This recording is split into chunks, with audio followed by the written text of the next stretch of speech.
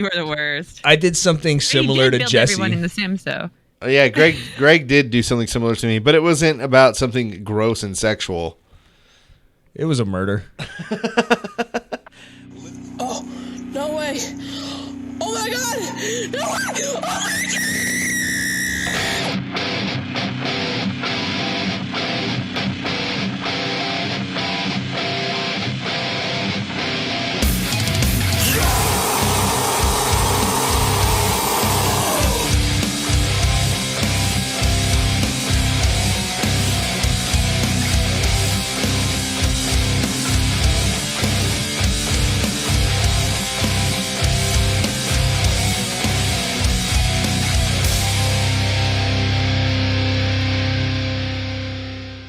I think that's a good way to start.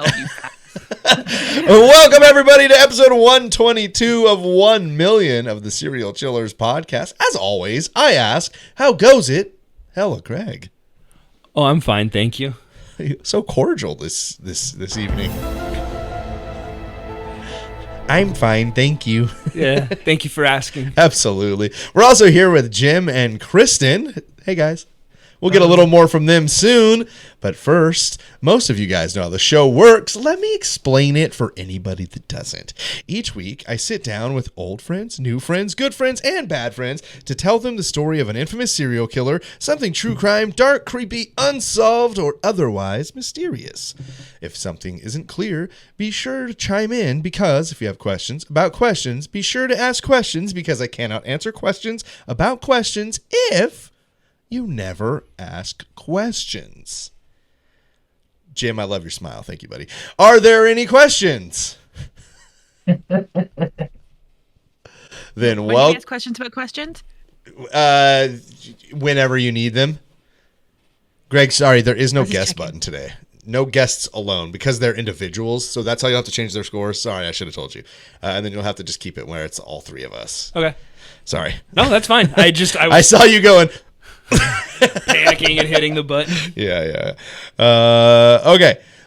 Yes, ask questions whenever. Okay, your questions are asked. The questions are answered. Let me know if you have any more. And other than that, welcome to and let's play the Serial Chillers podcast. All right, today, like I said, we've got two stories. One is more of a story. One is a killer. We're going to start off with the killer. And this killer's name is Ahmad Siraji. Are you familiar with Ahmad Siraji? Yeah, know everything about him. Perfect. Off to a great start. Perfect. Well, then this should be good for you, Jim. Question number one. In what year was Ahmad Siraji born? In what year? I can't go high today. The voice is feeling a little dry. In what year? I can't get up to that register anyway. I'm like, Yeah, I know. I have an incredible vocal range. No big deal. been called the songbird of my generation. It's like a combination of Jesus and Fergie. All right, you guys got answers? Oh, yeah. All right, Greg, you're going to have to read them for me. I'm not going to be able to see them. All right, show them to the camera. Greg's going to read them off here. I can't fucking read. He's got old man eyes. 1986 from Kristen and 1968. Yep. 1968 from Jim. So 1986 and 1968. Give Jim 250 points because Ahmad Siraji was born in 1949. Wow. Yeah, we're going back, baby. So we're going to do some full guest intros. We'll start off with our buddy who got question number one right. Good, because I'm still on his screen. Welcome to the show for the second time. First aired, Jim or the Watcher 7979, as you see down on the bottom of the screen there. You'll see him occasionally on Twitch doing his thing. Otherwise, he's out in the middle of the ocean doing cool shit. Yeah. Hey, Jim. Hey, actually, this will probably come out while I'm in the middle of the ocean. So, Damn. hello to future me. I can't wait to, like, I could just picture you right now on the deck going like, oh, it's me. I was just talking to myself. Hello, Oh, past that's me. me. That's me. Hello, Well, you know I'm past going me. to text you because that's what I do when I'm on the ship is text you in the middle of the night. Yeah, I respond. I respond.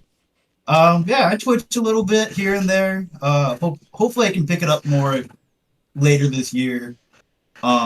Play some video games. I also like to repaint Hot Wheels cars. I don't know if you guys can see that, but there's a serial killer's van. Yeah, mine's around here somewhere. Ever since we Yeah. moved, things are kind I of. was gonna say I'm in the process of moving too, and I know exactly where it is, but I know it's in a box. It's wrapped in bubble wrap too, so it wouldn't. Greg and I are both moving houses, and we just moved this office like a month ago. So we're doing a lot of moving. Things recently. are Yeah. chaotic. I should have sent you a bigger van so you could move with it. Ah.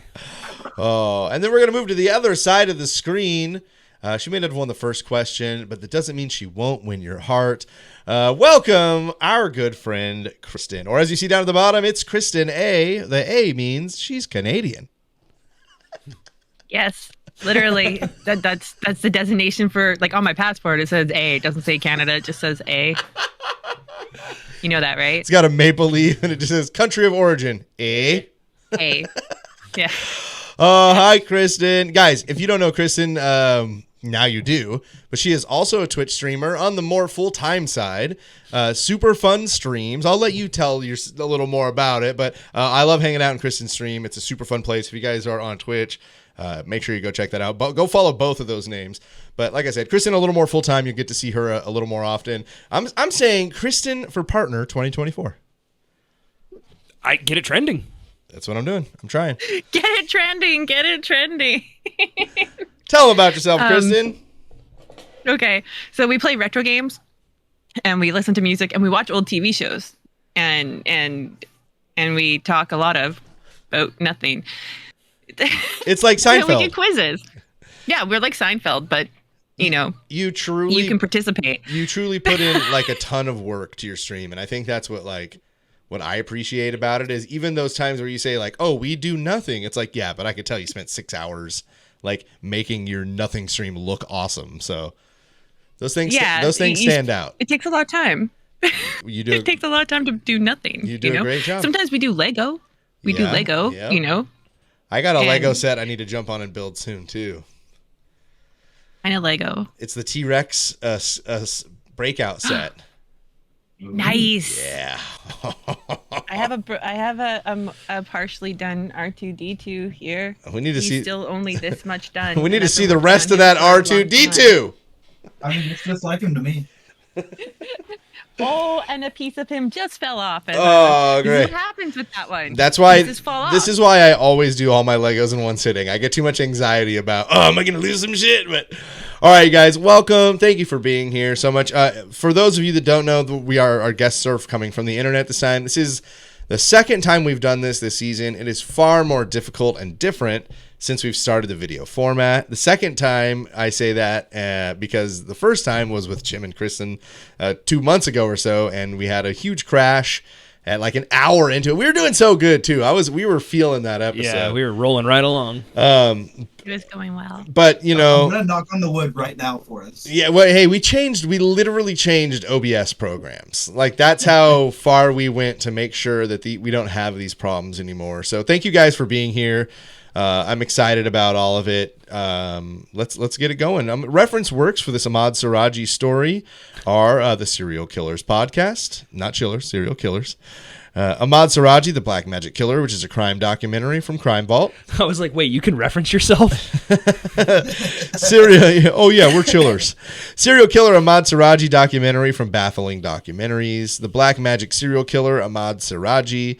Murderpedia, Wikipedia, and livinginindonesia.info. So you know. Like their tourism website? Yep. I was gonna say. because there's a lot of religion and mysticism in Indonesia that's like accepted as religion, mysticism. Yeah. So their tourism website has a lot. Before I get too far into it, I should say this entire Ahmad Siraji story, I added some things into this one. Another Kelly G special. Ah, Kelly G banger, dude. Dude, Kelly G comes through so hard and so often, and I appreciate it so much because it's just like this. It's like sometimes they're a little shorter, but it's like, oh shit, I got a little short one I could add to this, and boom, Kelly G all of a sudden has got us like full time in an episode. So thanks to Kelly G. This one is all from her. Like I said, I watched a couple of documentaries that she didn't have on the list, and anything that I'm adding is basically coming from those.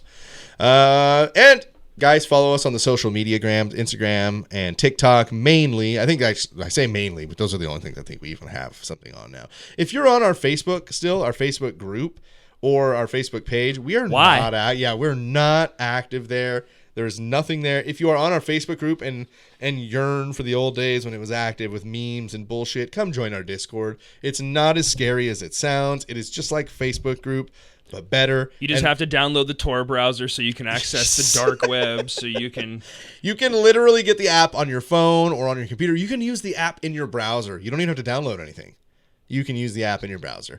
But in the Discord, we watch movies together. We hang out. We play video games. We talk true crime. And look, right now in the Discord, we have 2 Discord friends that are on the show.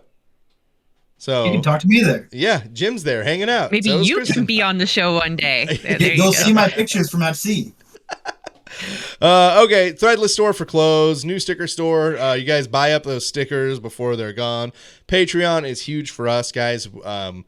We put everything we can into the show as far as work goes and financially. Obviously, it takes a little bit of money to run what we're doing. You guys help out on the Patreon, and we really do appreciate that. So if you would like to give to the show on a monthly basis, as little as $1, do it at the Patreon.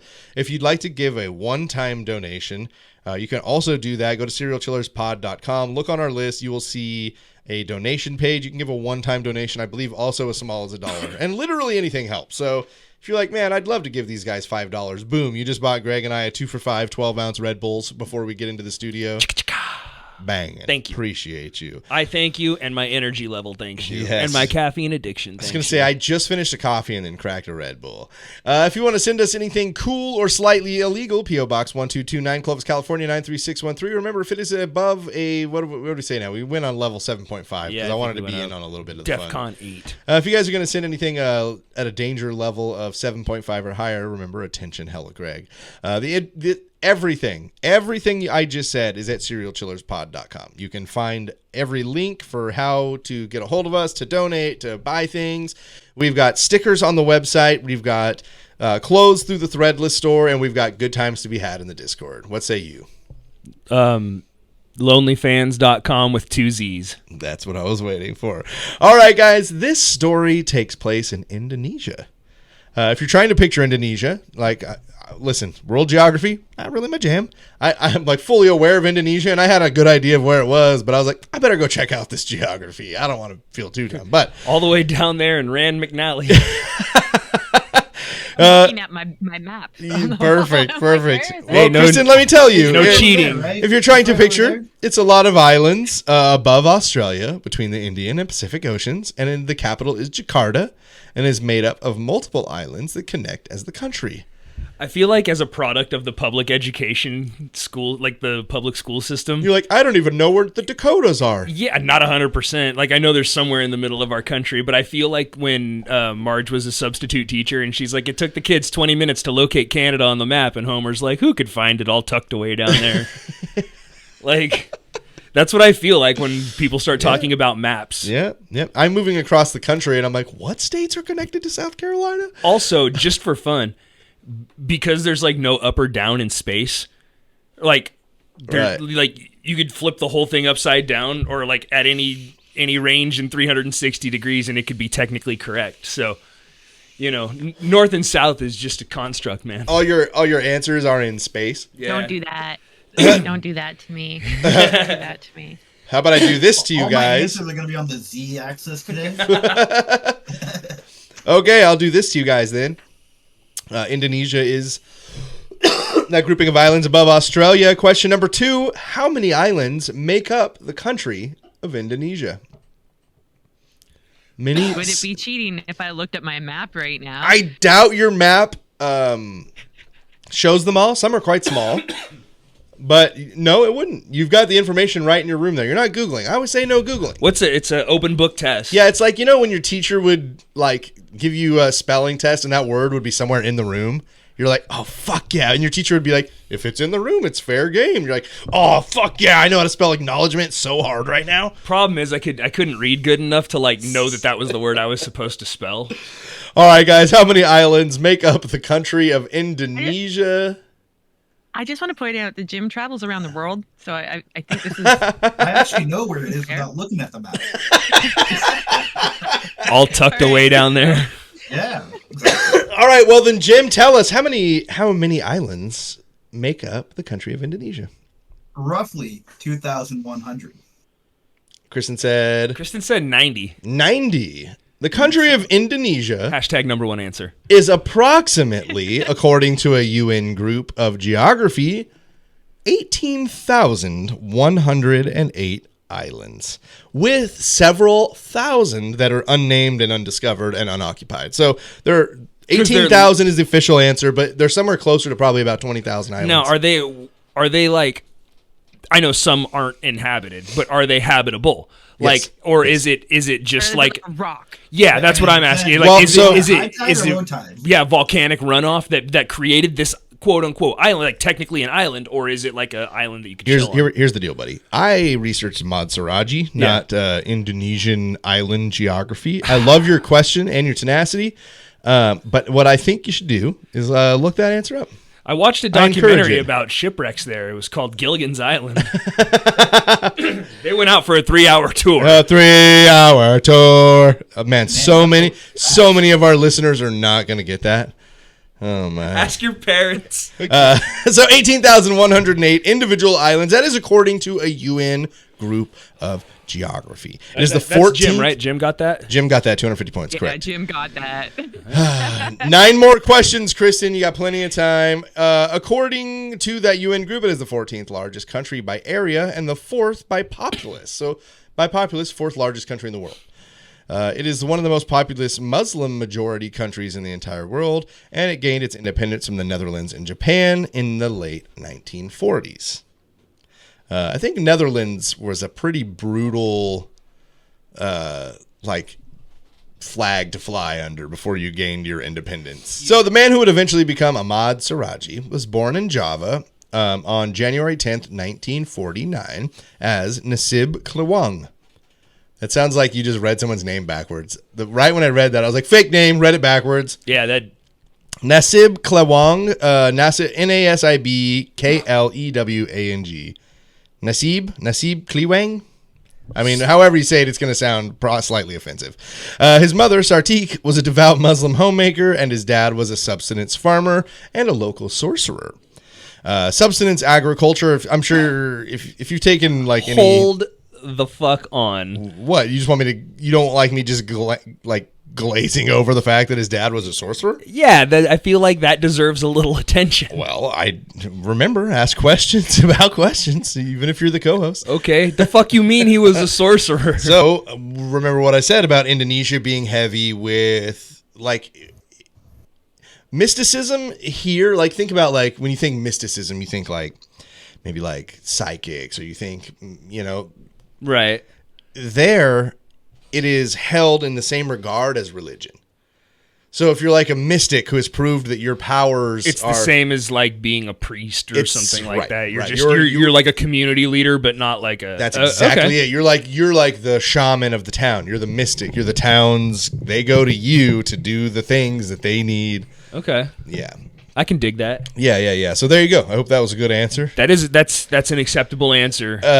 He was also so subsistence agriculture. If you guys know subsistence agriculture, if you took like any sort of either Is it geography or social studies or geology or social studies, you probably learned about it. You're just farming to survive. okay? So You're not farming to sell your It's stuff. not for profit. It's, No profit at all. You're barely making it in most cases, but yes, you're farming for your family. You've got your land, you've got your farm. You guys can eat. What else do you need? This farm's non-profit. Yeah, exactly. It says there's little to no extra anything, and they make their own shelter, usually. As for the sorcery, it takes a little explaining. Most of modern Indonesia are Muslim and the prevailing religion, but a lot of the ancient Javanese culture is passed down. Each area of Indonesia has its own traditional spiritual healers, shaman, and natural boogeymen. Oh, don't let the bogeyman get you. who's gonna get that? The booger man. They don't necessarily believe in one religion or spirit. According to livingindonesia.info, each tradition is accepted by the others, and it is understood that these things obviously exist. So there isn't like clash between the Muslims and the mystics. It's like, yeah, what we believe exists, and the mystics are like, fuck yeah, it does. And the mystics are like, well, we got this shit. And the Muslims are like, fuck yeah, bitch, that exists. So it actually kind of sounds nice, doesn't it? It's like it does sound somewhat peaceful. everybody's just like, yeah, your shit exists. My shit exists. All our shit exists. Hey, if this fucking weird guy says he's got some shit that exists, it's like, hey, we're all here and it exists, man. In this crazy mixed up world, don't you think it's possible that two things can be true? Record scratch. Yep, that's me. I bet you're wondering how I got to Indonesia in the late 50s. Okay, so where mysticism conflicts with religious belief, the conflicts are glossed over.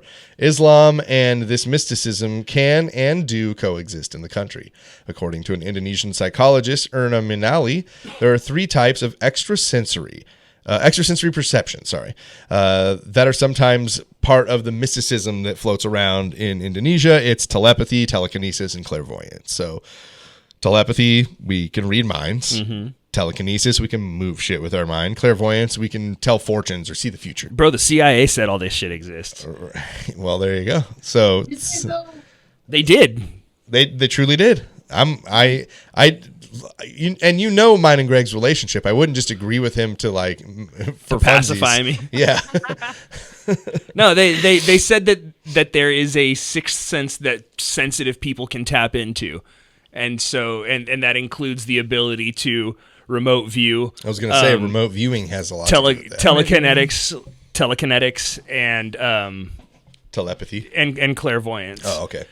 So like it's, being able to tell the future and a lot of that. Yeah, so that's what these Indonesian mystics are they are one or all of those things where you can go and you can say like, hey man, I need you to They're read the mind of my wife. Is she cheating on me? They're sensitives, man. Yep. They're cool. Like I like that shit. I think it's neat. I mean, I definitely don't believe in any of it, but goddamn it, wouldn't it be cool? But what if? if? Okay, hold on. So what would it take? And I mean, this is just completely. I would need to be like, hey, I need you to lift that bag of chips, and he'd go.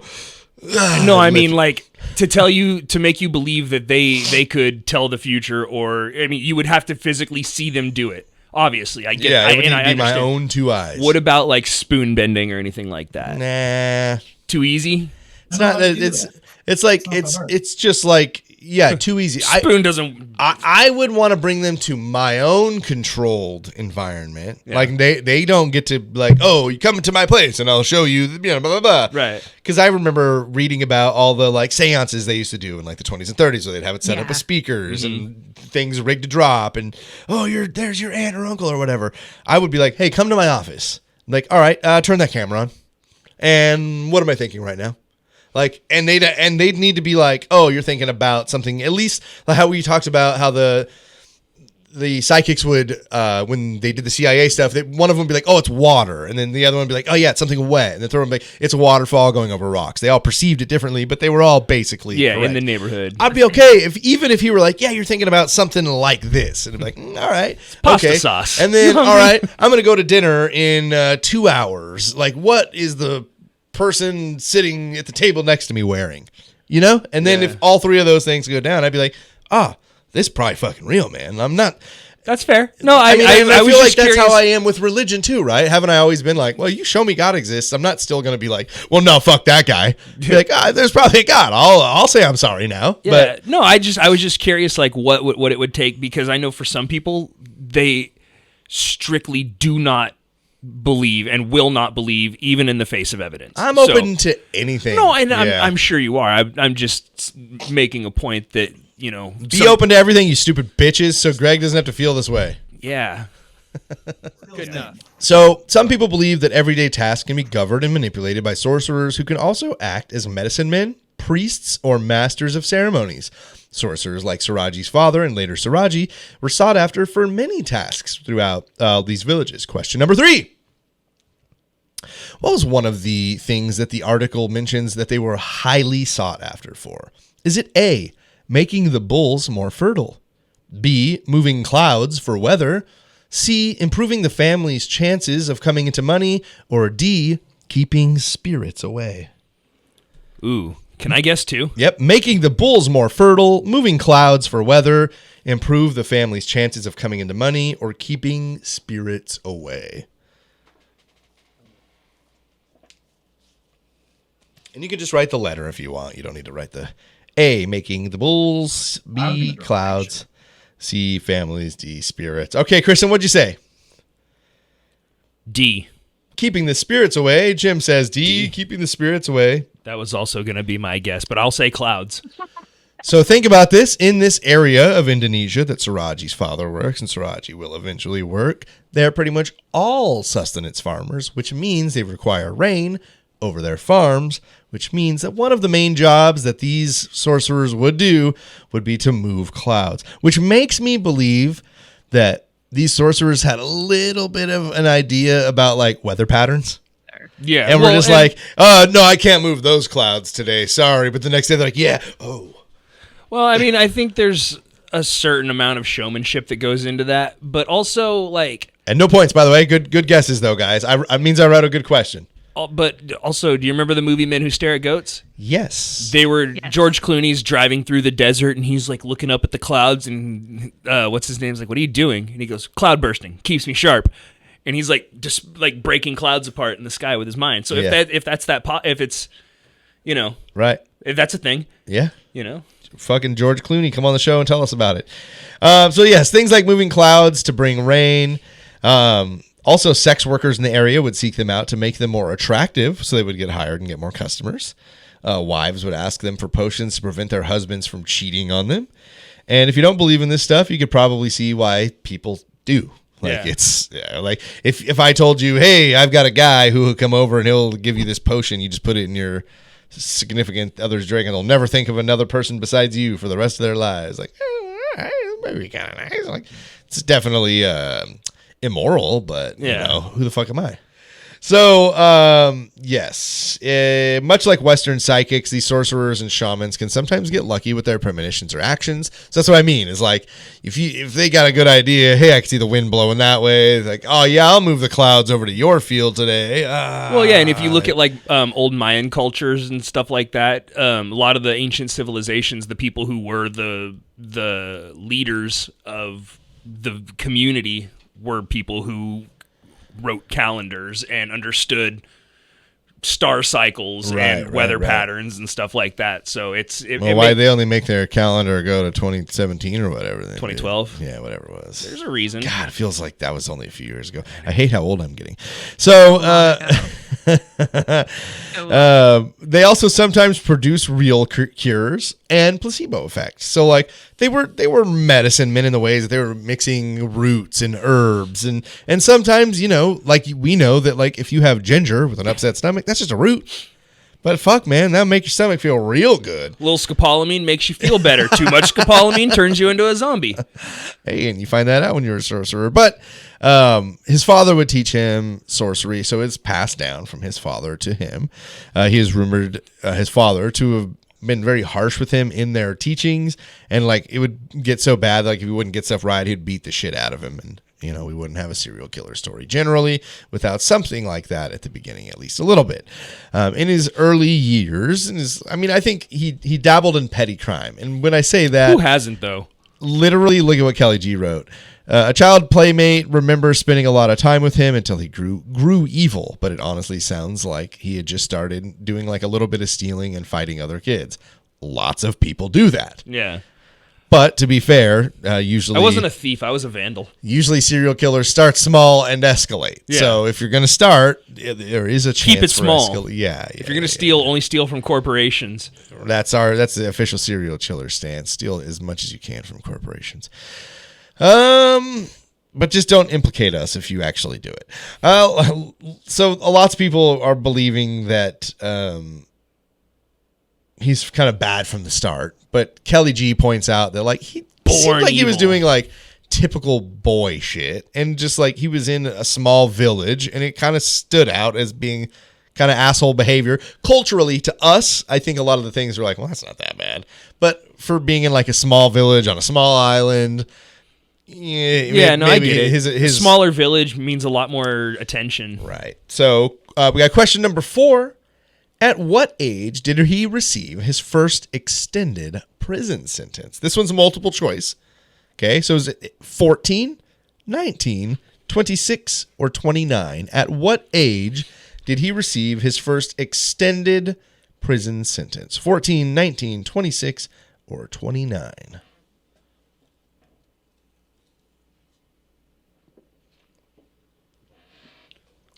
Got him. Oh yeah. All right, let's see it, Jim.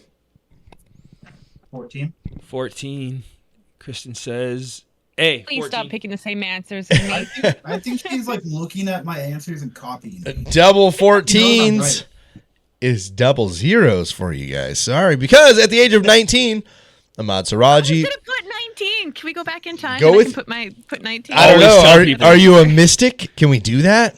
Always tell people, go with your gut. Go with your gut and use your mysticism. Yeah. So at the age of 19, he was jailed for 10 years for theft and violent behavior.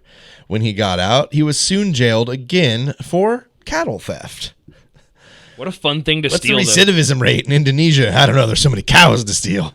I mean, maybe he just wanted to tip him, but like couldn't do it now, so he was like, I'm going to take this one to go. So he got an additional 2 years. He got out. He stole a cow. He got 2 years additional. So he's been about 12 years. Now he's 31 years old. That's a pretty good chunk of a good part of your life that you just spend in what I can only imagine is not A 5-star resort. right, an Indonesian I'm prison. It could be like a Chuck E. Cheese. But I also say that That sounds more knowing like that, hell, like, though. I also say that knowing that like the Dutch prisons are like 5-star resorts. You know? So when he got out of jail again, he's 31 years old, and he goes into the Sumatran jungle to practice sorcery that his father had taught him. So he's got this lessons from his father. He's like, yo, I ain't getting in no more fucking trouble. I'm going to just live Take wild, a vision man. quest, man. Yeah. Like I'm going out. I'm going to live in the fucking jungle for a while, baby. Sick. I'd like to imagine he's dressed up like Harry Potter. Well, and not only that, he did that, and he went out and like mastered the sorcery that his dad. I'm going to go live in the Sumatran jungle and master the sorcery that my father taught me. Like that sounds like a cool fucking movie. I was gonna to say, that start. sounds Like, cool as fuck. Yeah. It's not. I mean, It's not by the end of it, but it's, Right. it's a good setup. Yeah. I will say that. Good setup, bad Sounds like a punchline. good plan. Good setup, bad punchline. I like that. So he's gonna be. He does a pretty hard chill in the jungle. He learns the sorcery. He becomes very good. He eventually Made marries friends with Ra's al Ghul. he eventually marries 3 women at the same time and had 9 children. The women he married were sisters. As a Muslim, multiple wives, totally acceptable. It's a very okay thing. However, it was considered blasphemous that his wives were related because they're sisters. Yeah, I could see that. Yeah. So it's like, hey, we got standards here. You can have multiple wives. They can't be sisters, though, you sick fuck. So the woman, 1986, and a mysterious event occurred. He had a vision or dream of himself as a 10-year-old and his father telling him that okay. I was going to make this a question because it's so fucked up, but I decided I'm going to do it anyway. Okay, so imagine this. The stories are different and translation too. So I don't know if it was asleep and he had this dream or he just had this vision. But his dad comes to him, Simba, I need you to become invincible. And he's like, yes, Dad, how do I do it? And he's like, by drinking the saliva of 70 dead women. That Yum. seems like a tall order to fill. Is there other things that we can do? Is there a substitute? No. You must drink the saliva of 70 dead women to gain invincibility. What if I don't? It doesn't matter because also if you do it, you'll be a stronger mystic magician. So I mean, options are so pretty clear. his dad in this vision tells him, do it and you'll be a better mystic. You'll be a more powerful magician and you'll be invincible. Just got to get to 70. I mean, invincible sounds better than immortal. Yeah. True. So Siraji is very clear that his father did not say to kill in the vision, but he did say that the women must be dead. I feel like there's some implications. Yeah. Siraji, though, decided that he would kill the women honestly, so that he we're- could speed up. Why not just go to a morgue and like just make out with a bunch of Or yeah, like, just become a mortician. yeah, like Kristen's reaction to that was No, exactly what I you're was exactly right to react like But that. if like that's what I'm saying though is like if you're gonna do it, like yeah, okay, look, you go to prison for making out with a corpse as well, but you're not like this. You don't have to kill 70 people. You make out with 70 corpses, you're fucking gross. But also, Honestly- you're invincible now. But if you put that at Something like about making out with dead people so disturbing. Well, it also Like the says you have to saliva? drink the saliva. Like, how much saliva? Like, is it Shot like a glass? shot glass? Full cup? Because that's kind of a lot of saliva if you think about it. Can you Like, dilute it with other stuff? can you just mix it all and have like a fucking King's Cup style? Yeah, can you do it nasty all at drink once? of- Just like so gross. get a big. I want to gag right now thinking of what 70 people's saliva in one cup would fucking smell like. with like some Mio. Some fruit punch Mio. There are places where they make alcohol using like where the people that make it use their saliva. Hey, I'm not gonna kink shame, but I'm glad that I don't drink. I don't think that passes the health inspection. Okay. Places that do that. You I- need to be nicer at that bar. No, sir. I don't. So Siraji decided that he was going to kill the women so that he could speed up the process. So again, he believes that his dad wasn't saying kill women. He was saying, yeah, it's kind of weird, but He's do just this. like, what are the odds of me coming into the having like 70 dead women fall Yeah, into and my so lap? he was like, yeah, fucking, I'm just going to kill him to get it done quickly. So some say his interest in invincibility is really an interest in never getting hurt because he was hurt as a child. So that's like the psychologists look at it is like he sought more than a normal person to be invincible because he had been hurt so much. So we're getting deep, bro. I mean, I get it, but Yeah. also, Don't be a fuckface. yeah. Do the make out at the morgue thing. In 1997, he was much revered, respected, and sought after sorcerer in the town of Ahmad Damai. This is located in North Sumatra, about 900 miles from Jakarta. He had become known as Dukun AS, or as. Dukun is a spiritual leader. Oh, no, it is initials. And his initials were AS and Matsuraji. So Dukun is like the spiritual leader of the... So like we were saying, there's a priest, there's a doctor. Instead of and calling there's him father or there's rabbi yeah, or he's whatever. Dukun he's- AS. Okay. Yeah. Dukun AF. Yep. And that's, again... That's what I heard. That's what I heard. The I'm town like, is yeah. Amman Damai, Amandamai, Amman Damai. That's how I'm going to pronounce it. Dukun, the spiritual leader. So April 24th, 1997, 21-year-old Shri Kamala Dewey told her family she was going to run an errand.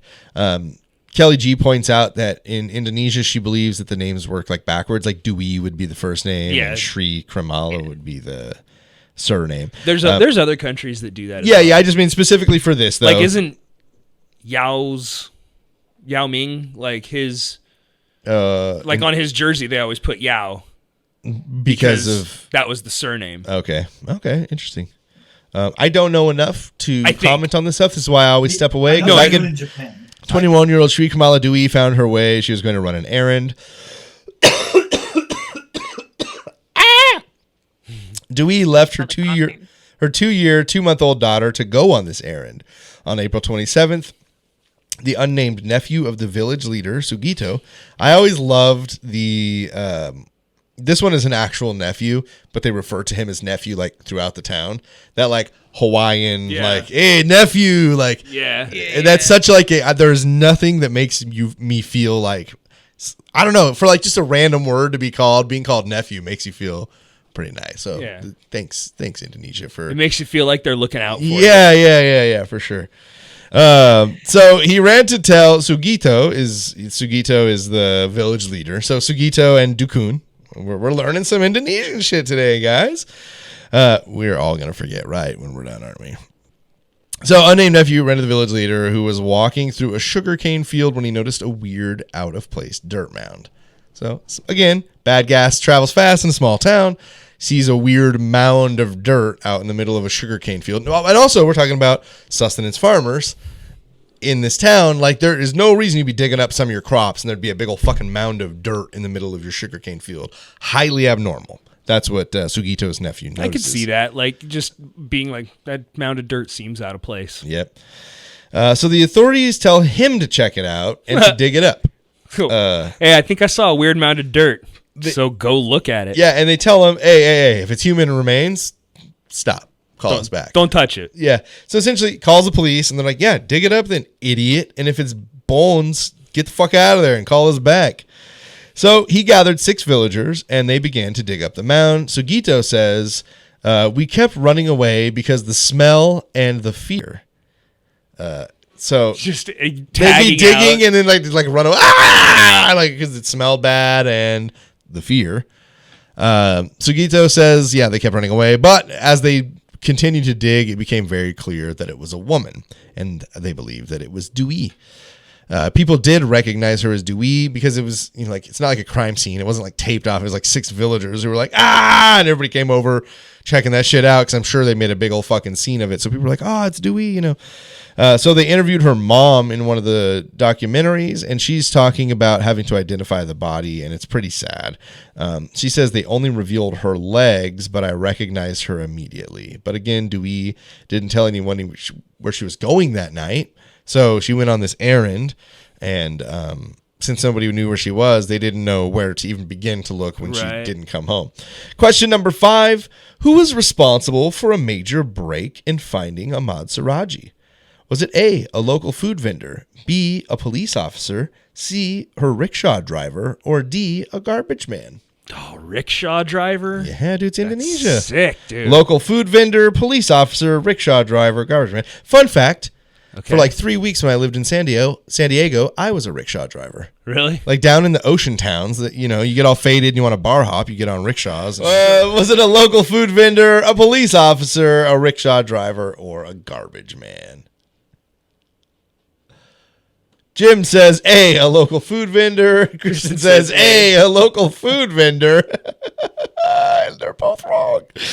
Fortunately, her rickshaw driver, he drove her to the errand. He was a 15-year-old boy named Andrea Sumito, and he saw her being excavated and told authorities where he took her on April 24th.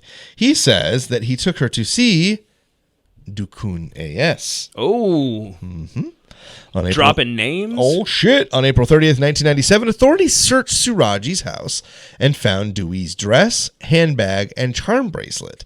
He had been there when they excavated her body and had been mourning her for 3 days. So he was part of the process to dig her up. Oh, shit, what's going on here? He's out there digging. He's like, man, who'd have thought I had to bury her and dig her up? You're like, what? He's like, what? And he's out there like, he's got a candle going for the ceremony and stuff. And so they say that he mourned her for 3 days.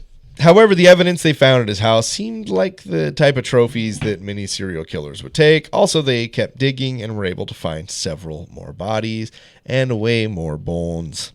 They started a 4-day interrogation of Ahmad Siraji, and during this time, police, the army, and government officials had brought in bulldozers and other tractors and started digging up the sugarcane field. Damn, dude, they had to bring in the army. I don't think that resources for like police stations on these small. So yeah, I think. It was like that's still like now you got the federal government involved in your quest to be immortal. Yep. Or invincible. Question number 6. Thinking out all the crime, like all the levels of how you're Yes. going to be charged with all this because of the federal level.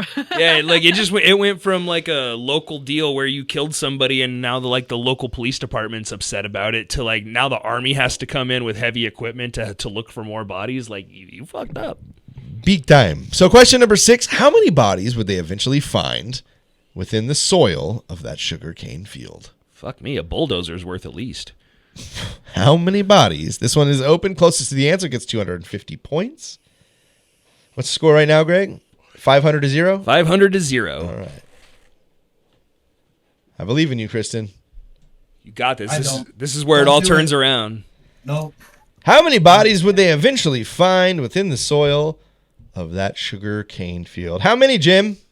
This many. 7. This many. 35. Give Kristen 250 points because according to what I feel is the most reliable source, the lab said that the remains of 42 women were found between the ages of 17 and 40. Holy smokes, that's Jim's answer plus Kristen's answer. Yeah. Yeah. Oh, it is, huh? Yeah. It is I should creepy. get partial credit. No. So when they found what they believed to be 42 women, Ahmad Siraji said that, yeah, you found them all. He tells them that he's been doing this since 1986. Remember, at the time it's 1997, so he's 28 short of being invincible. And we'll talk about that. So again, they're between the ages of 17 and 40. He's been doing this for about 11 years. They adjust his charges from Dewey's murder to all 42. He said, quote, "I didn't suspect I was going to get caught." He said that Dewey had come to him to help find her estranged husband.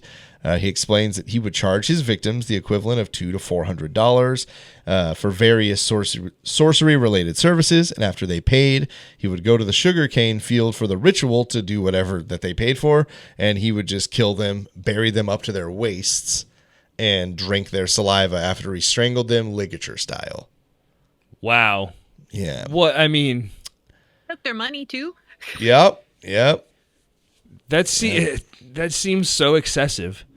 Which So- I feel like as a leader of a church or whatever, you shouldn't be doing that. Yeah. No. So after he would bury them up to their waist, he would ligature style strangle Like them. with a garrote. Yeah, exactly. And then he would suck the saliva out of their mouth. That's the quote. Suck the saliva Like out with of a their straw? mouth. However he did it, to fulfill his father's guidance. After that, he would strip them naked to aid in their decomposition. I guess clothing slows decomposition, according to Amatsuraji. I don't know if that's true or not, but and he would leave them facing his house when he buried them. Question number 7. Why did he bury them facing his house? Was it A, so they could always look upon him? B, so that he could always look upon them? C, so their soul had a direct path to him? Or D, no reason. That's just how he buried them. That's nightmare fuel. So they could always look upon him, so that he could always look upon them, so their souls had a direct path to him, or no reason. That's just the way he ended up burying them. It's just the way it is. Yep. All right, Kristen, what'd you say? C. Jim? B. C. Did you see my hashtag? Jim, pick a different answer. Hashtag Jim, pick a different answer. You Jim- can't win if we have the same answer. Jim says C. Kristen says C. Give them both 250 points because, yes, he said that he buried them facing his house so that their souls had a direct path to him to aid his power. He believed that eventually, not instantly, that their souls would escape their body and have a direct path to him, which would aid his power and his sorcery. So, there you go. I'm not sure how Indonesian murder investigations work, but there is a video of what Kelly G is going to call a reconstruction. I think of it, I did not see this reconstruction she was talking about, but I think of it as like those Korean ones they do that are like the kind of bad CGI, but they put them together for like news stuff. Like, think of it like that. Those are awesome. Yeah, but there are hundreds of people just standing around, bulldozers with holes in the ground, evidence numbers and markers, etc. Ahmad Siraji has a mannequin, and it seems like he's complicitly showing them his methods. And authorities spend 7 months gathering evidence and lining up witnesses based on. He took them out there and he showed them. Yeah, he's like, this is what I step did. by This step. is how I did it. Yeah. Yeah. So on December 11th, 1997, his trial would start, and prosecutors seek the death penalty. Yeah, probably. Good. Throughout the trial, he retracts his confessions. Hope they get it. Yeah. God, I hope they get it. He retracts his confessions and denies knowing about the crimes at all. A few weeks took ago, us he was out like, there. No, I didn't. Yeah, exactly. That's what I was just thinking. He just showed you a few weeks ago how he sucked the saliva out of a mannequin's fucking mouth, and now he's like, I had nothing to do with that. Sir, we have pictures. No, They don't. that's not me. Nope. Um, Different guy. So, since there was very little evidence other than having her items and his own confession, which he had retracted, which you legally can do, and then you can't use that What? confession against. I know. What's even the point? He then? actually has kind of a good chance of getting away with this. His lawyer thinks that the social opinions and collaborative hatred of this, quote, monster in the media affected the trial. Back in the village, after he had been arrested, they ransacked and tore down his house out of anger. On April 27th, 1998, 1 year exactly after the death of, or the discovery of Dewey, he was convicted and sentenced to death. He is said to have lamented to prison guards that he fell short and did not reach the number for invincibility. Over the years he was in jail, he seemed to be quite a popular inmate. He also seemed to have regretted his actions before he would eventually die. One of his last, if not his very last quote was, quote, "The black magic came from God, and it is gone now. I have repented."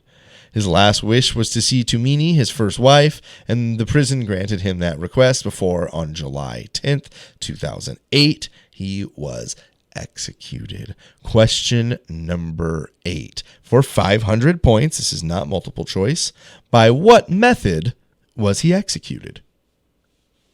Ooh. There's not that many, and it's not a, like when you hear it, you're not gonna be like, what, they kill people like that? So just think of, what do we got? Electric chair, gas chamber, Firing squad. hanging, Guillotine? guillotine. Is French Indonesia a thing? I mean, listen, I don't know how other countries do things, but I know in France they were doing the guillotine until like the 70s. Yeah, so Iron Maiden. yeah, see, that's where it's like it's not going to be anything even that obscure. The Bronze Bull. It's going to be, oh, that's one of the worst ones I can think of. Okay, you guys got him? Yeah. All right, Kristen, what'd you say? Said shot. Firing Yeah, he was squad. shot. Firing squad. I said beheading. Beheaded. Beheading, okay. Give. I was tempted to push beheaded Hold by on. sword. Somebody when you got kept it. going on. Somebody got this right. Kristen, 500 points. Because on July 10th, 2008, Ahmad Siraji was executed by firing squad where he was shot in the chest and died 3 minutes later. He was one out of a total of 10 men executed that year in Indonesia. And on July 11th, 2008, the townspeople of Aman Damai blocked the hearse that was carrying his body and refused to let him be buried in their town. So the government, wrapped him up after they killed him, said, all right, we're sending him to Aman Sarai, bury him in his town. And they literally lined up along the road. We're like, fuck that, take it and go somewhere else because you aren't burying that motherfucker here. You know what they do with firing squads? One bullet for the whole... One bullet, and they don't know who has it. Yeah. Everybody else is shooting blanks, so they don't know who killed them. Yeah. I just say give him a bullet to the back of the ear, baby. I say give them all a bullet. Yeah. So... So he was taken to Delhi Serdang instead and buried there. A small headstone still marks his grave. And the worst part, Kelly G says, is we know frustratingly little about his victims. We know very little sometimes about victims in American crimes. Yeah. An Indonesian crime between the late 80s and late 90s is almost Right. it's word of mouth. Yeah, you'd have. I feel like the technology gap might make it difficult. Right. So Sri Kamala Dewey is the only identified victim from what we can find. So 42 bodies, one's identified. Right. Wow. 4 other women still had flesh on their bloated and swollen bodies, but all of the other victims were just bones and skulls. In fact, 42 seems more like an estimate. Originally, Siraji admitted to killing 16 and then 25 women over 5 years, but it was becoming clear to the folks searching his home and digging up the sugarcane field that it was likely more than that. He said, if I remember correctly, I've killed 42 women. The only reason they stopped digging was because it was taking a lot of time and manpower and because they couldn't identify women anymore. So they're saying we probably could have kept digging and finding more bodies. Jesus. Yeah. But I mean, that seems a little bit like a disservice to not. Right. But at the same time, they're like, we got 42. Which We're is putting them fine, away. but what about the 43rd and the 44th? I think the idea was look, we got 42 and we've identified 1. Why do we keep digging? We're not going to be able to give anybody answers. There's not going to be closure to this. Right. That's fair, but still. Yeah. I feel like they should have dug them up anyway. I don't disagree with you. So the only reason they stopped digging, they didn't identify them anymore, according to journalist Ismanto Ismail. Ismail also claimed, personally, I believe there were more victims. All the time they asked about missing women around the area, more than 80 families came forward claiming to have missing family members. It would be a big coincidence if he was responsible for all of the missing women, but he certainly could have killed more than 42 of the women that he was executed for. So in his village, Aman Sarai, about 80 families came forward and were like, yeah, we we're missing this woman in our Right. family who's between the age of 17 and 40. So, as for the why, the psychologist who weighed in earlier says in her opinion, but she never treated him. This is just based on his case. Siraji was a psychopath. She said that he get the committed fuck these out. crimes with full awareness of his consequences and that he was not insane. Was he during it. delusional at all? I I mean, he thought he was going to be invincible. I think He's that like, oh, is that where you can't get hurt? I wanted the one where you can't be seen. during an interview with the journalist Ismanto Ismail at the Medan police station, he claims Siraji told him he did it to earn money. So there's like other twists to the story. It's like maybe the invincibility thing was just I'm Dukun and AS, but but it's really like, yeah, I was just killing these motherfuckers because they give me money for I was a hitman, So I don't know if he was just like, if I add mysticism to my criminal backstory, it'll be cooler. So there's definitely some other things. Some people believe that there were accomplices. Many wonder how his wives played into it. According to Siraji, they never knew until his first wife, the eldest sister Tumini, saw him kill his last victim, Dewey. So that was an accidental thing that she saw. Dewey told him that she was afraid and asked Tumini to accompany her to the cane field. So essentially, she was like, just, will you please go with me? Thinking that him having his wife there would save her, likely. And That's a fair assessment. It It's something didn't. that she doesn't know about. But yeah, it didn't. that just seems ballsy on his part to assume that now he's going to get away with it. Like, that seems like the Ted Bundy where you just get lazy towards the end. Forget where the tire iron is. Yeah. So this doesn't seem to be the whole truth, and it seems to be widely known that his wives helped prepare, even if no one can prove they helped with the murder. So they think that, so his wives were his advertisers. They went out and were like, oh, Ahmad Siraji, Dukun AS, he's the best. Come out and, get your sorcery work done by him. But they also think that they were probably targeting women between the ages of 17 and 40 that you could take saliva from their dead bodies so that you could become invincible for. So it is believed that they could have possibly been complicit in at least attracting the young women to him in order standing for on the him corner to, with flyers. Hey, look, with spinning. Well, he took a lot of money from, and that's what I was going to say. A lot of money, right? And what they're doing is benefiting from the money that he's getting that they turn the other way for. It's like you got a drug dealer significant other. It's like, well, you do make a lot of money. Do you think it's?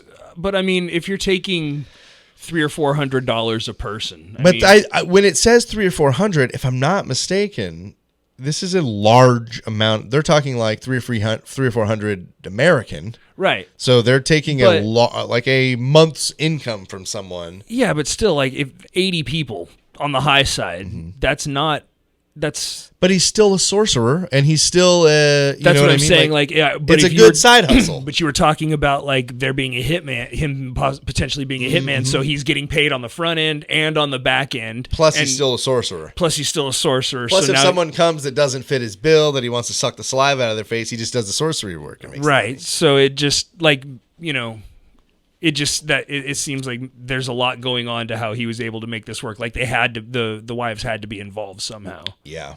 Well, it's like any serial killer, right? A lot of moving parts. I think Kelly G actually mentions that. To sum up, even though we don't have as much detail about him as we do about many other serial killers, he still gets ranked as possibly one of the worst of all time. But yeah, it's pretty tough to believe that wives didn't know. How did Ted Bundy's girlfriends not know? How did John Wayne Gacy's wife not know when there were literally boys buried beneath their home? Right. How do people's families not realize this stuff? But also it's because you're so used to, you're looking at somebody through a certain lens, and if that changes, it's hard to shift the way you look at them unless it's super traumatic. Hundy P. What's the score right now, Greg? 1,750, Kristen in the lead, 250-point lead. We've got 3 questions remaining in the show. Let's take a little break here. Let's take 5, guys, because that's the end of Ahmad Siraji. We're done. I've got another one for you, and it's I'm going to call it a preview. I'm going to do a little teaser. I'm going to do this to you guys. This episode will come out probably in the next 4 or 5, but this is essentially a teaser to a serial killer story. Okay. So you're getting a little portion of it, which is its own little story alone, I feel like. But there is a serial killer involved that we're going to cover in full before the season is out. So let's take a break right here. Come back, or we'll kill you. Welcome back, everybody. You're here, so that means the best thing possible. I don't have to kill you. Because I'm, again, I think I say this most episodes. I'm feeling pretty lazy. I don't want to do it. I'm gonna, and there's some of you that I know you're not listening right now, and you don't know that I'm talking to you. But you're on the list. You're on the list. I got to kill you. And listen, the list might be backed by like 7 or 8 years right now. Lots of people stop listening halfway through. It's like that snail thing where like there's always a snail coming towards you and he's gonna kill you if he catches you. Yeah. Like that's we're the snail. It'll happen eventually. We're the snail. No, I'm not tired. You're tired. Shut the fuck up.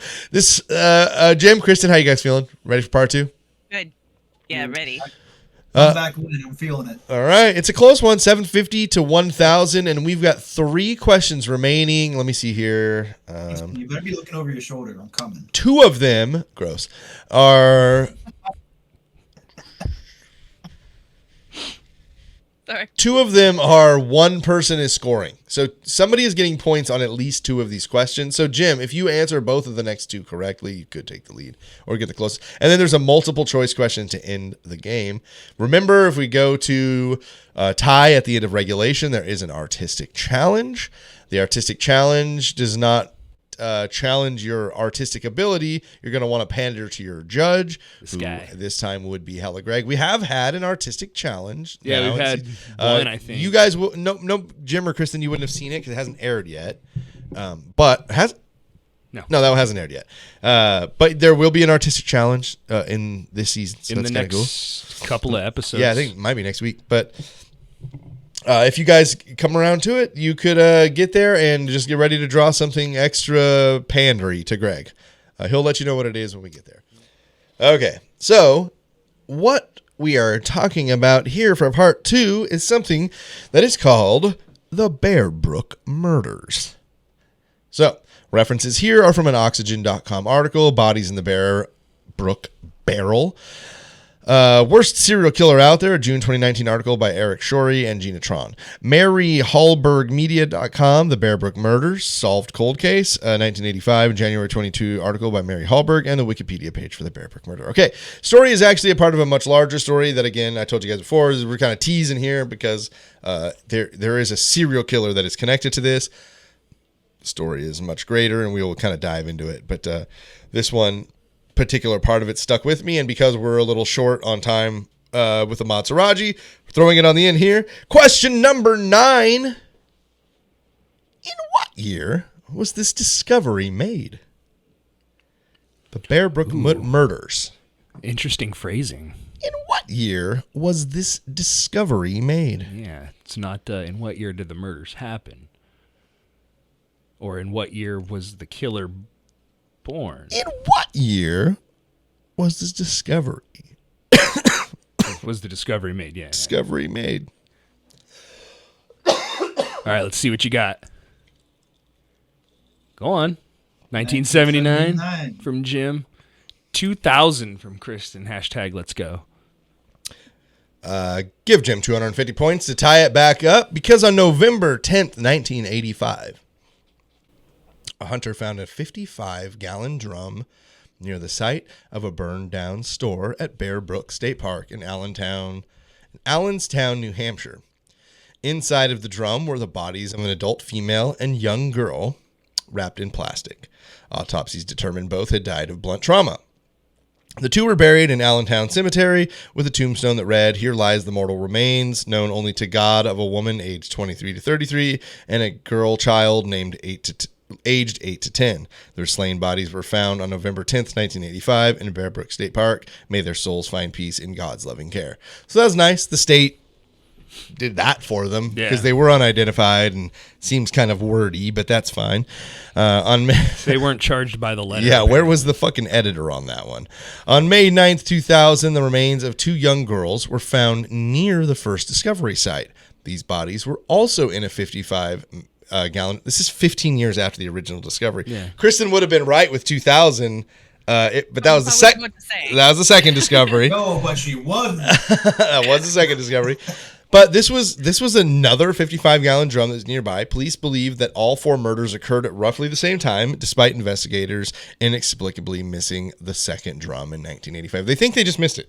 Yeah, They don't think it was put there later. That's a wide fucking miss, bud. Yep, you're not wrong. Was it like buried? Was it like underneath stuff? So it says, according to investigators, the reason that it took so long for the second drum to be rediscovered was that it was located outside of the initial proximity of the crime scene.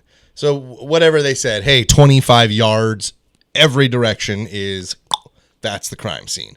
So it was outside of that. Yeah.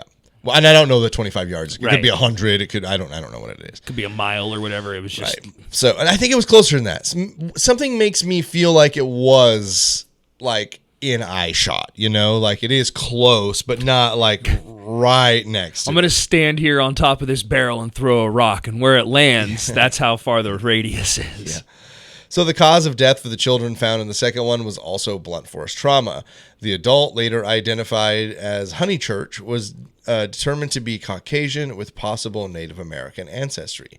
Her age at the time of death was estimated to be 23 to 33. She had curly or wavy brown hair and was between 5'2" and 5'7" in height. Her teeth showed significant dental work, including multiple fillings and 3 extractions.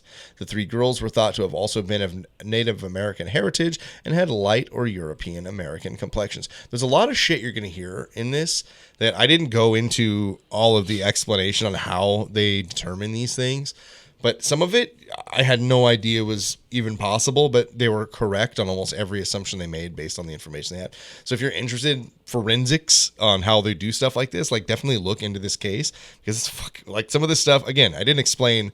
Are they going off like bone structure? And I'm stuff guessing like that, and I'm guessing things that they discover like with any remaining tissue and things like that. So Right.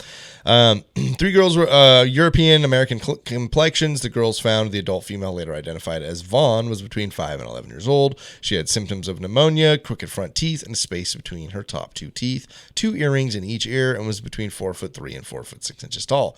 Her hair was very wavy and light brown and had no dental fillings. The middle child, currently unidentified, also had a gap between her teeth and died at the age of between 2 and 4. She had brown hair and was about 3'8" and had an overbite, which was probably noticeable. She also may have suffered from anemia. DNA proved that this child was fathered by a man named Terry Peter Rasmussen in February of 2020. That dude is the dude we'll talk about later in whole. Terry Rasmussen? Yes. So Okay. this is connected to him. There will be a Terry Rasmussen episode later. Oh, okay. down I the line. got you. So this is a good part of the story, and we'll recover this probably Just a more taste. briefly when we get to the story itself, but there's more far beyond that, which I also touch on a little at the end here too. So just to tantalize you, if you like what's going on here with the Bear Brook murders, when we do Terry Rasmussen, make sure to tune If in. you like what's going on here with the Bear Brook murders, what the fuck is wrong with you? Yeah, I'm sorry. February 2020, it was announced that DNA analysis suggested the child was primarily Caucasian with slight Asian, African, and Native American heritage. The organization later released an updated version of the child's facial reconstruction. We'll probably post those because I think one of the kids still is unidentified. I don't know what we can do. Fucking put it out there. Who though. knows, man? Yeah, who knows, man. So every time they get new pieces of information, though, they do like new reconstructions, and they continue to put it out for these. So the youngest girl is later going to be identified as McWater. She was estimated to be 1 to 3 years old, had long blonde or light brown hair. Was between How are 2 they foot coming 1 up and with 2 foot these 6. names? Is Is that the person's actual name, or I is it like a name that they assigned the I case? think that's what they assigned the case, but they do identify them later, so that could be their names if I'm not mistaken. I just feel like McWaters is a Very code-namey. It's kind of it seems like a strange. Yeah, I'm sorry I don't have the answer to that question, to be honest. That's okay. That's Thanks. we're here. We're here to learn. The youngest girl, in the early days of the investigation, authorities publicized the case in the United States and some parts of Canada. So they're trying to get the information out there. They're trying to get the girls' pictures out there or the reconstructions. Like, do we know who these kids are? Question number 10. They had several identities that they thought could match with the bodies. They would all eventually be ruled out. How many were there to rule out? So they've got a number. Like, we think these X amount of people could be these people found in the barrel. Additional to the ones found in the barrel, or No. We think this is the identity of the unidentified bodies in the barrel. okay. So there are X amount of people who match what could be the body in the barrel. They're all going to be ruled out. Oh, okay. I want to know how many they had. They got it narrowed down. It's this person, this age, this, Right. everything. Okay. You guys got answers? Nope. Kristen's thinking, deep in thought. Jim's waiting for Kristen to write hers down so he can write the same thing. Somebody is taking a lead here right now because only one person's going to score on this. So a lead will happen. They had several identities that they thought could match with the bodies. They would all be ruled out. How many were there to rule out? Kristen says 12. 12. Jim says 35. 35. give Kristen 250 points because there were 10 identities that were ruled out. Is that the knockout blow? No, because there is a multiple choice question. Okay, so That if if he Jim nails answers it, correctly, without Kristen also answering it correctly, it will be a tie and an artistic challenge for the second out of 3 weeks. Answer it bad. I really want to draw. You can draw anyway, buddy. So yes, they had 10 identities that they believe could match with the bodies in the barrel. They would be ruled out. And despite hundreds of leads, the bodies were not identified. So we have 2 unidentified in there, and then later one. In June 2013, new versions of the victims' facial reconstructions were created by the National Center for Missing and Exploited Children.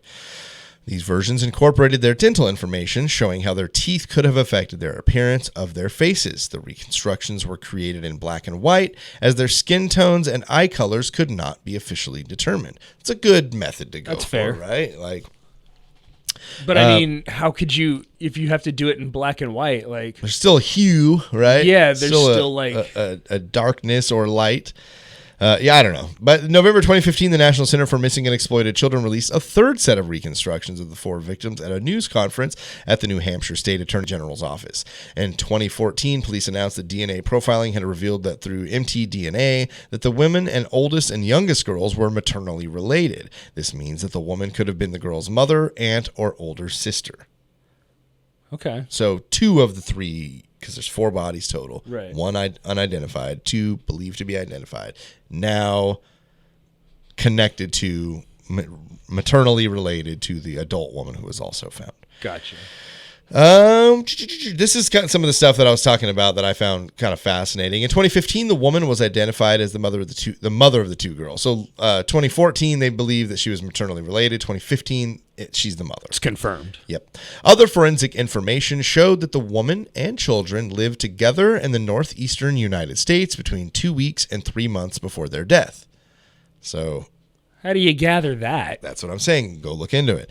Investigators have concluded it is a lot of forensic stuff that I can't explain. No, I That's got what I'm you. saying. I got you. If you're interested, you got to look this up because if I tried to explain it, you'd be like, "The fuck are you talking about?" And I'd be like, "I have no idea. I'm sorry." Trying.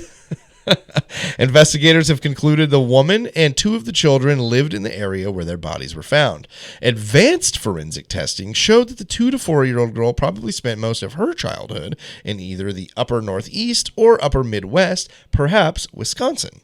In 2019, however, it is stated that the non-related child most likely originated from Arizona, Texas, California, or Oregon, although additional locations cannot be excluded. So it feels a little like shot in the darky, like, you know what I mean? They just like throwing darts at a map. Throw it at the West Coast. Oh, okay, Arizona, Nevada, California. Yeah, who knows, man? Yeah. After saying probably Wisconsin. Yeah, like I'm curious to know how they find that out. Yeah, it's a lot of advanced forensics. In January of 2017, it was announced that Denise Bodine, who had been missing since 1981, was connected to the murders. Bodine had disappeared from Manchester, New Hampshire, along with her young daughter and then boyfriend, Robert Bob Evans. Evans later abandoned a young girl named Lisa at a campground, and she was found to not be his daughter. So he had a girl, Bob Evans, left her at a campground. They're like, fuck, we got to find her dad that left her here. Not her dad. He was just in possession of a child who was not his, who he left behind. Bodine was not reported missing until 2016 when her daughter resurfaced alive and well in California after there was more publicity about the murders and Bodine's disappearance. The daughter is keeping her name private. Good. The National Center for Missing and Exploited Children subsequently announced an unidentified man, known by the alias Robert Evans, was found through DNA to be the father of the middle child who was not related to the 3 other victims. So Bob Evans is the father of the unidentified of the 4 children, or of the 4 people. Authorities believe that Evans was the killer of the 4 Bear Brook murder victims, but did not elaborate. Authorities said in 2018 that the Bear Brook woman was not Bodine. They also said that Robert Evans was a pseudonym and that man's legal identity was unknown. Evans died in prison in December of 2010. So, question number 11. For what was he imprisoned? Was it A, arson that killed someone, B, armed robbery that killed someone, C, killing and dismembering his wife, or D, killing a neighbor in an argument? Jim, you gotta hit this, man. Jim needs this to tie it up. If Kristen answers the same as he, it's over. Kristen can play defense by reading Jim's mind. Use your mysticism right now, Kristen. Look into Jim's mind's eye and steal his answer. You don't need the right answer. You need Jim's answer. Yeah, right? Defense. Okay, was it arson that killed somebody, armed robbery that killed someone, killing and dismembering his wife, or killing a neighbor in an argument? Go ahead, Jim. Jim says A, Kristen says D. I will tell you right now that nobody got that answer correct. Oh. Sorry, Jim. Looks like Kristen will be the victor today on Serial Chillers podcast.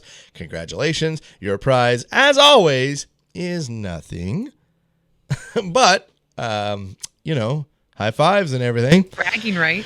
So, Stick taps. yep, stick taps. Yes, so he had been convicted and sentenced, Bob Evans, for the 2002 murder and dismemberment of his wife at the time, Yun Soon Jun. She was a chemist in California, and in June of 2017, police released a video of a police interview of Evans in hopes of finding his true identity. 2 months later, Robert Evans was confirmed as Terry Peter Rasmussen. Okay. Yeah. See, this episode's going to be good. I'm telling you, we'll get into some of those forensics too. That's the stuff I'm excited about. This might be season finale. Okay. I don't get fired up about cases. You know me. Yeah. I think that it's interesting. Right. No, but when you come at it with a little bit of pizzazz like that. Yeah. So 2 months later, Robert Evans was confirmed to be Terry Peter Rasmussen through Y-DNA testing and DNA sample. By a DNA sample contributed by one of his sons from what is believed to be his first marriage. Born in 1943, Rasmussen was a native of Denver, Colorado. And you know what? I'm actually going to skip some of this stuff here. We're gonna get into Rasmussen at a later date. What if the DNA test of the son? It wasn't his son. Yeah, that's an interesting. That's interesting. Okay, but here we go. Let's see. Okay, here's where they get the names, Greg. On June 6, 2019, New Hampshire investigators held a press conference regarding the case and revealed the identities of the 3 victims.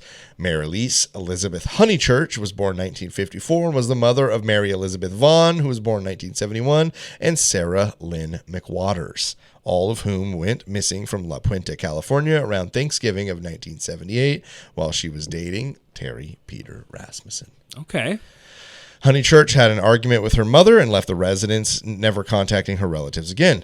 Honeychurch may have adopted the alias name Elizabeth Evans to use in legal documents during May of 1980, and it is believed that all 4 victims were murdered before 1981, as Rasmussen was known to have left New Hampshire after this time. Sarah's younger half-brother, who had never met her, created a post in 1999 on the Ancestry.com website in efforts to locate her. She was born in Hawaiian Gardens, California, where her father was in the Marines, and similar posts also aided in the identification of the victims. Marlies had previously married Marie's father in June of 1971 and was divorced by 1974. She married Sarah's father in 1974, and the two were separated by the time that she was known to be dating Rasmussen. So that's why the 2 children have different last names than her. Right, they gotcha. took their father's last names, 2 different fathers. The children went through periods where they were in the custody of their fathers, but Marilee would later regain guardianship of the two children. By October of 1978, Sarah's father was seeing another woman, and Sarah was presumably in the care of her mother. Honeychurch and Vaughn's funeral was held in November of 2019 in Allenstown, which they were given a new headstone bearing their names. In attendance were members of Honeychurch's family and Rasmussen's daughter from his first marriage. Sarah was laid to rest in Connecticut, closer to her father's family. The fourth victim's identity is not yet known, but investigators stated that through advanced DNA, they could confirm the child was Rasmussen's. They have been so far able to identify the mother of the child and whether they may or may not still be alive. So they cannot, there's no DNA that's connecting that unidentified person with anybody currently living. Well, anybody currently living With their with DNA, that DNA in a database, correct.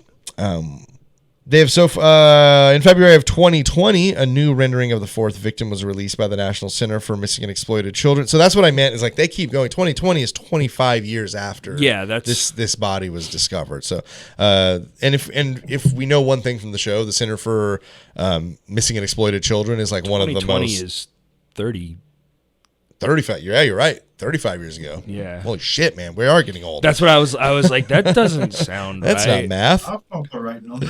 Doesn't matter. So, but what I was saying is, of all of the organizations we hear about throughout all of our doing this, the National Center for Missing and Exploited Children seems to be one of the most legit and upstanding of all of them. So, no new information has come forth since the new rendering that came out in 2020, but it is nice to know that every time new information comes forth, that it has a possibility of going somewhere. So take a look at those. Who the fuck knows, man? I do that sometimes. I'll when we're doing these cases and there's a bunch of missing children's, I'll just start looking through the thing. It's I don't know.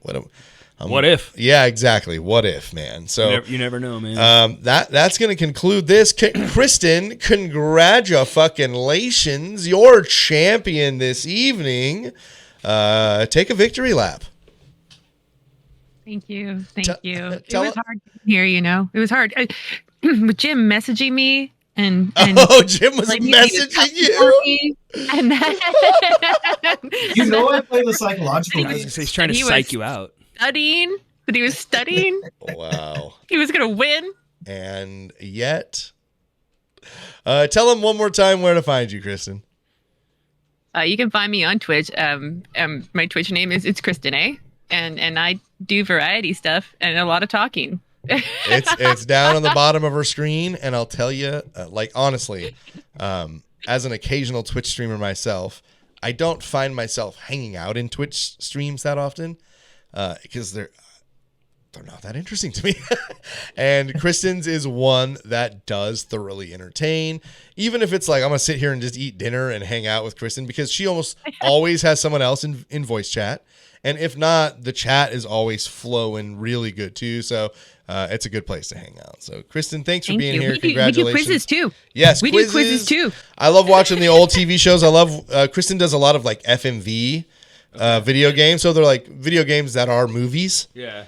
Super fun, super interesting to be a part of, especially because some of them are 6 or 8 hours, and she'll go for it in one go. So nice. If you got the day, hang out with Kristen sometime, guys. She's out there several days a week. People die. Yeah, we kill people in those. We're kill that guy. We become murderers. Sorry, don't show that to anybody. This is the serial chillers, after all. Well, from Kristen to our second place guy. Second out of 2. Hey, not bad, buddy. Not bad. Podium. I'm the first of the losers. Yeah, on the podium though, like Greg said. Loser. I may not have won the day, but we're all winners when this comes out.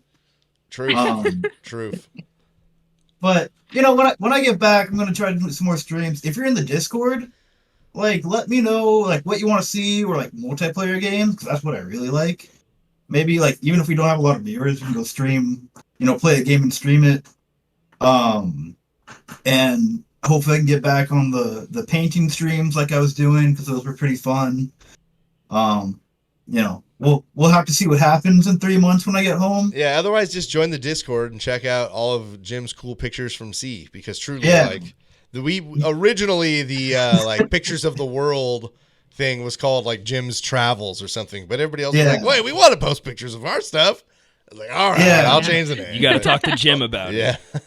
You'll see a lot of Stealing his pictures. gimmick. I'll Yeah. post a lot of pictures over the next couple of months, so you guys can follow me all around the world. Awesome. I'll let you know what's up. Cool. Well, thank you guys again so much for being here. Our first over the internet guest. It was successful, guys. Even if it cuts off right now, we're using this motherfucker. Yup. Thank you guys so much. Congratulations, Kristen. Anything else you guys would like to add here at the end? No, I'm gonna take that as a no. All right. Hello, Greg. Anything? Lonelyfans.com with 2 Z's. Perfect. Well, for Hella Greg, for Jim, for today's champion, Kristen, I am Cromulent. Jesse, remember, don't talk to strangers. Bye-bye.